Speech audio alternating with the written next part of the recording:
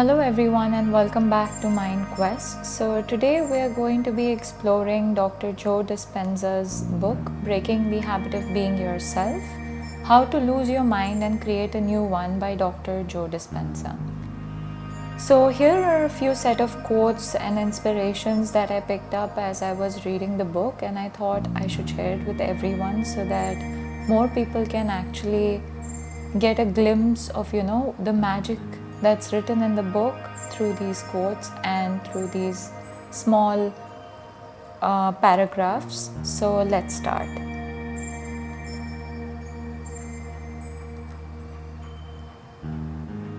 Overall, the book is a beautiful set of facts from the neuroscience department, and also a wonderful exploration into the psychological aspect of the mind.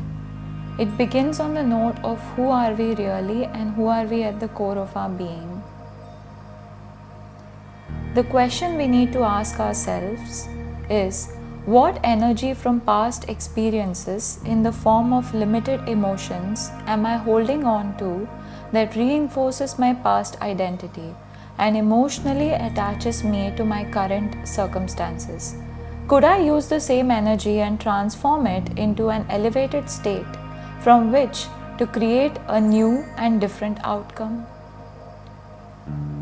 Your personal reality is created by your personality. So this has been said multiple times through multiple different ways all throughout the book. If you want to change your life, you have to change yourself, your thoughts, emotions, and behaviors. Part 1 explains how we become addicted to our familiar self. Our body becomes the mind. We wake up, we think the same thoughts, we feel the same emotions, we repeat the same behaviors, and then we expect a new life. So that's kind of insanity. Part 2 explores the science of neuroplasticity, epigenetics, brain chemistry, and the quantum field.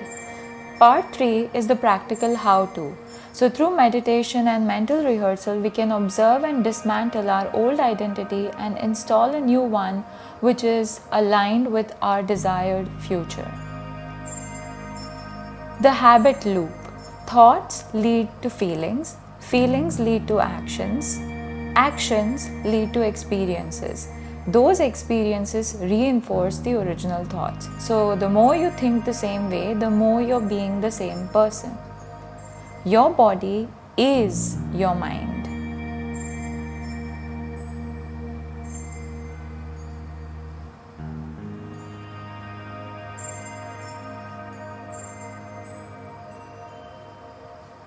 Next, we need to understand the quantum field.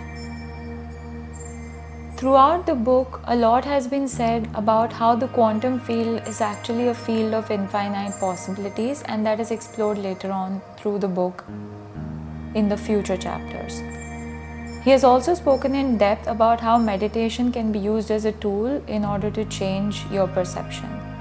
To fully break the habit of being yourself, say goodbye to cause and effect and embrace the quantum model of reality. Choose a potential reality that you want. Live it in your thoughts and feelings, and give thanks ahead of the actual event. Can you accept the notion that once you change your internal state, you don't need the external world to provide you with a reason to feel joy, gratitude, appreciation, or any other elevated emotions? Perhaps you have wondered why it may be hard to move into a state of gratitude or to give thanks ahead of an actual experience. Is it possible that you've been living by a memorized emotion that has become so much a part of your identity on a rather subconscious level that now you cannot feel any other way than you have accustomed yourself to feel?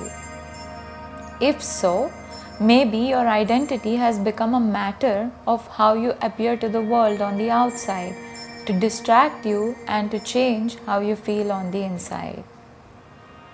It's not about faking it till you make it, but feeling it until you become it, and that's powerful.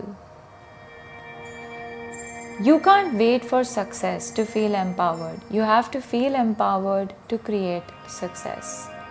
The quantum field responds not to what we want, it responds to who we are being. Imagine how much good you could do by converting any destructive energy into productive energy. As you remove the veils that block the flow of this intelligence within you, you become more like it. You become more loving, more giving, more conscious, more willful, because that is its mind. The gap begins to close.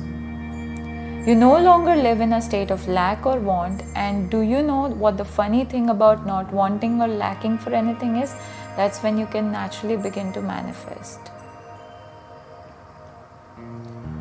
Unless you're prepared to look closely at yourself and assess your propensities with tender honesty, not beating yourself up for your failings, you will forever be mired in some past event and negative emotions it produced. See it, understand it, release it. Create with the energy available to you by taking the mind out of the body and releasing it into the field.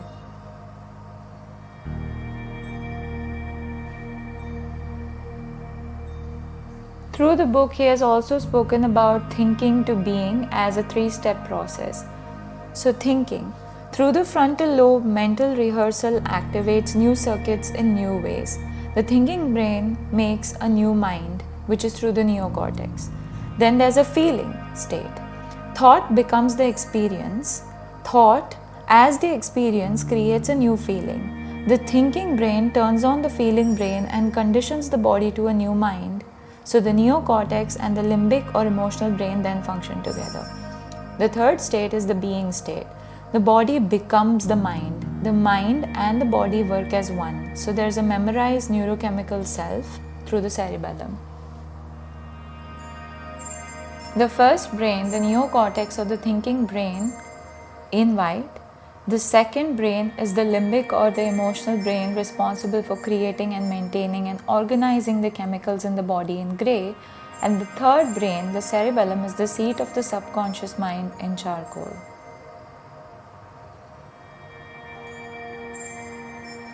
Giving thanks allows you to emotionally condition your body to believe that what is producing your gratitude has already happened. So by activating and coordinating your 3 brains, meditation actually allows you to move from thinking to being. And once you're in a state of being, you're more prone to act and think equal to who you're being. So these were a few takeaways that I absolutely loved from the book Breaking the Habit of Being Yourself. It really blew my mind and changed my perception, and I hope it helps you too on your manifestation journey. Thank you so much for tuning in. See you for the next video. Bye bye.